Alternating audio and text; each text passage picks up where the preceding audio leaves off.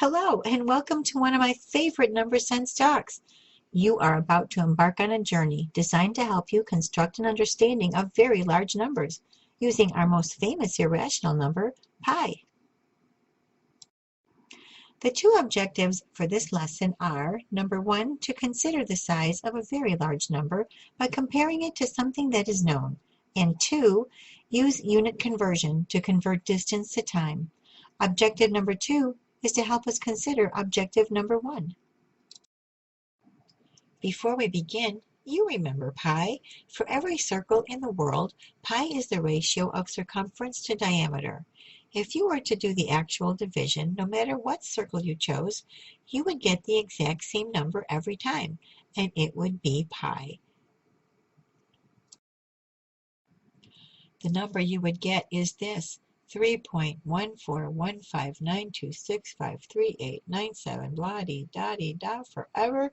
For simplicity, we assigned it a Greek letter, pi. In fact, there has been some disagreement about where we should stop dividing. Some are comfortable with 3.14. Others want more accuracy, so they use more digits. The state of Indiana once actually passed a law that this ratio would simply be 3. But that didn't last long. How much is enough? If you did the long division, you would find that it would never end, ever. Eventually, you would have to give up. But some people just won't give up. Last I heard, pi has been calculated up to 1.2 trillion digits. I don't know about you, but I find that number hard to imagine. Just how big is 1.2 trillion digits anyway? This is the very large number that we will investigate today. I want to be clear about something. Look at the number 10. It is 2 digits long. I made a sample of a 10-digit number, and on my screen it appears to be about 2 inches long. The number 1.2 trillion is a 13-digit number. I wanted to show you a sample of 1.2 trillion digit number, but I don't think I have enough space. Let's use another approach to finding out how long that number is and how much space it would take up. And now it is time to begin our journey. Please pause this presentation and click on the prompt for instructions. After the speaker is finished, please don't close the window. Just find the tab for this presentation to continue. In our American number system, the average walking speed is about 3 miles per hour. But since millimeters are metric, let's use 5 kilometers per hour for our calculations. It's about the same. We will also need to review a concept that I call fancy forms of 1. For example, 223 divided by 223 equals 1.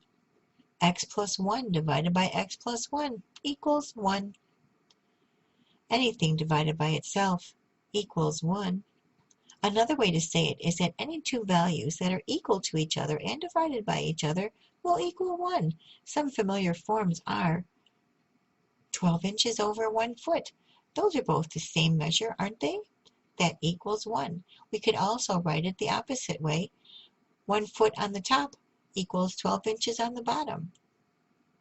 We will use this concept to write conversion formula to help us figure out how long it would take to walk the 1.2 trillion digits of pi when each digit is printed 1 millimeter wide. Are you ready for the unit conversion formula?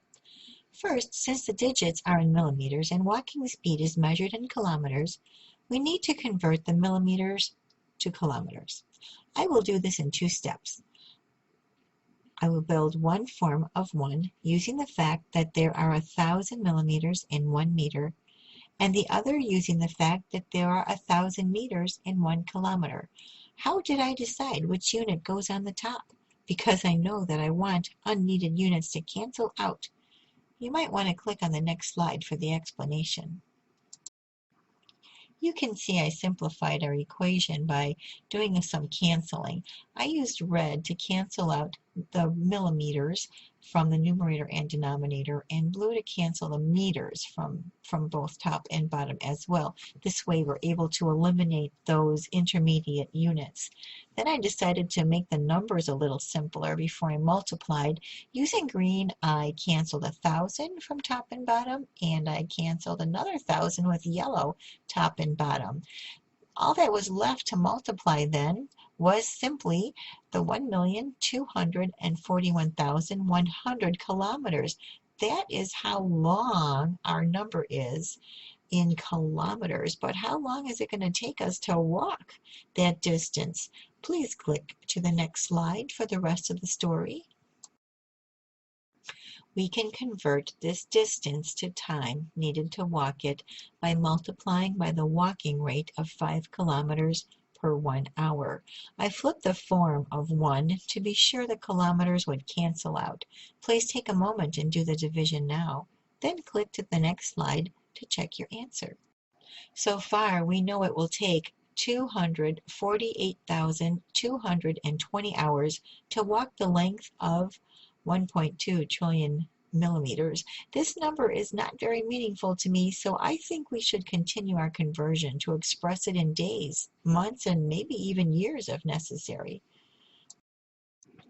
In order to convert hours to years, let's use familiar forms of 1 like 24 hours in a day and 365 days in a year, writing each in such a way that the intermediate units get canceled out. I hope you will also remember to simplify the numbers before you start multiplying and dividing by ridiculously large numbers. Here's a hint. You can divide the 248, 220 and the 365 each by 5. And then you can divide that result and the 24 by 2. Another way to look at it is that 248, 220 and 24 are both divisible by 6. You can check out my Lazy Mathematician series for an explanation of divisibility tests if you're interested. Please click to the next screen when you have your answer ready. Yes, it's true. You did it correctly. If 1.2 trillion digits, 1 millimeter wide each, were laid side by side, and if you took a walk along the trail of numbers, it would take you 28 years and 4 months. That is with no stopping, sleeping, or anything. And now Voki is back to talk to us about this real-life application using trillions. Please pause the presentation and click on the prompt for the message from Voki. And when she is finished speaking, please don't close the window, just find the tab to return back to this presentation. Here's an opportunity to practice what we just learned about unit conversions. You are very fussy about your coffee. You drink 2 cups a day with exactly 2 teaspoons of milk in each. The following information might be helpful to you to write a unit conversion to calculate how many weeks your 1 gallon of milk will hold out. Try to write the entire conversion as one equation. The answer is on the next screen, so don't peek until you are ready. Don't forget to cancel like units and cancel the 2's from numerator and denominator instead of multiplying them all in. I'd say that 1 gallon of milk is more than you need to buy. Just like 1.2 trillion digits of pi is more than we need. The rest is fun to have, but it will be wasted. Thanks for watching.